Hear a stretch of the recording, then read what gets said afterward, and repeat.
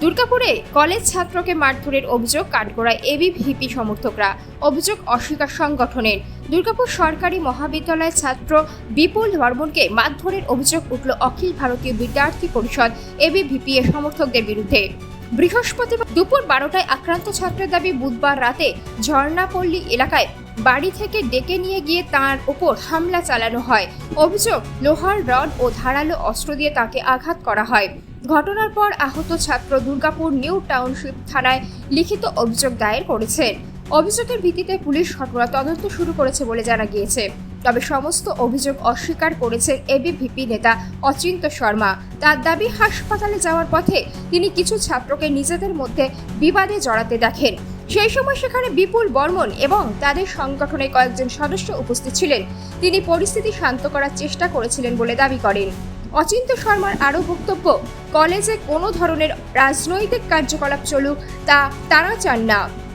ফলে তাদের সংগঠনের বিরুদ্ধে ওঠা অভিযোগ ভিত্তিহীন বলেই তিনি দাবি করেছেন। এই দিন এই ঘটনাকে কেন্দ্র করে এলাকায় রাজনৈতিক চাপাউন্ত শুরু হয়েছে। এইদিকে আক্রান্ত ছাত্রের অভিযোগ, অন্যদিকে এবিভিপি নেতৃত্বের পাল্টা দাবি। দুইয়ের মধ্যে কোনটি সত্য তা খতিয়ে দেখছে পুলিশ। তদন্তের রিপোর্ট সামনে এলে ঘটনার প্রকৃত চিত্র স্পষ্ট হবে বলে মনে করা হচ্ছে।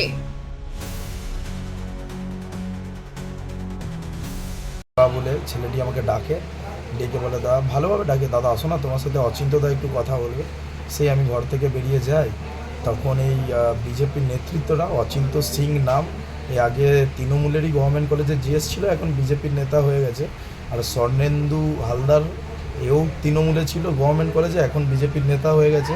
আর একটি দালাল ছেলে অনিশ ভট্টাচার্য, যে কিছুদিন আগে আমাদের এখানে দীপঙ্কর লাহা স্যারের পার্টি অফিসে দিনরাত বসে থাকতো, ও তৃণমূলের সাথে একদম খুব ভালোভাবে যুক্ত। এই অনিশ ভট্টাচার্য, গৌতম শর্মা বলে একটি ছেলে মেন গেটের, আর অঙ্কিত পাঁজা, আর ঝর্ণাপল্লীর তিনটি ছেলে, সুরাজ শর্মা, দেবা আর লালু বলে একটি ছেলে, ওর নামও সুরাজ বাল্মীকি। এরা প্রায় মেন গেট ঝান্ডাবাদ থেকে মিনিমাম 50-60টা ছেলে, বুলেরো ভর্তি ছেলে নিয়ে এসে আমার উপরে চড়াও হয়। গাড়ি ভর্তি অস্ত্র থাকে, রড দিয়ে মারে পেটে, মাথায়, ছুরি চালায় বার করে। এরা অনৈতিক অত্যাচার করে। ওরা কি বিজেপি কর্মী ছিল? বিজেপি কর্মী থেকেও বড় কথা, বিজেপি নেতৃত্ব ছিল তাদের, ছেলে ছিল, বিজেপির ছেলে। আর যেখানে বিজেপি নিজে বলেছে যে 2021-এ যদি কারোর পোস্ট ভায়োলেন্সে কেস থাকে তার বিরুদ্ধে অ্যাকশন নেব, আমি এমন একটা ছেলে যে না এলাকায় কারো কখনো ক্ষতি করেছি, না আমার বিরুদ্ধে কোনো কেস রেজিস্টার আছে থানায়। কালকে একটা ঘটনা ঘটেছিল ওখানে, আমরা তখন আমাদের এখানে একজন ডেঙ্গুতে মারা গেছে, আমরা রাত্রে হসপিটাল যাচ্ছিলাম।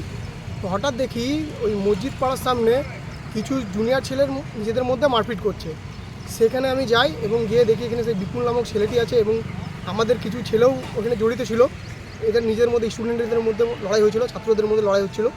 তো সেইখানে আমি একজন বিধানসভা কনভেনর হিসেবে এবং জনপ্রতিনিধি এলাকার হিসেবে আমি সেখানে গিয়ে ছাড়াই এবং ঝামেলাটা ছাড়াই। এবং আপনি যদি ফুটেজে দেখেন, ওখানে ওদের কাছে যদি ফুটেজে থাকে, আমি আটকাচ্ছিলাম এবং আমি কাউকে হাতও দিইনি এবং কোনো ছেলেও নিয়ে যায়নি মারপিট করার জন্য। কারণ আমাদের উদ্দেশ্য একটাই, যে কলেজে কোনো রাজনীতি চলবে না।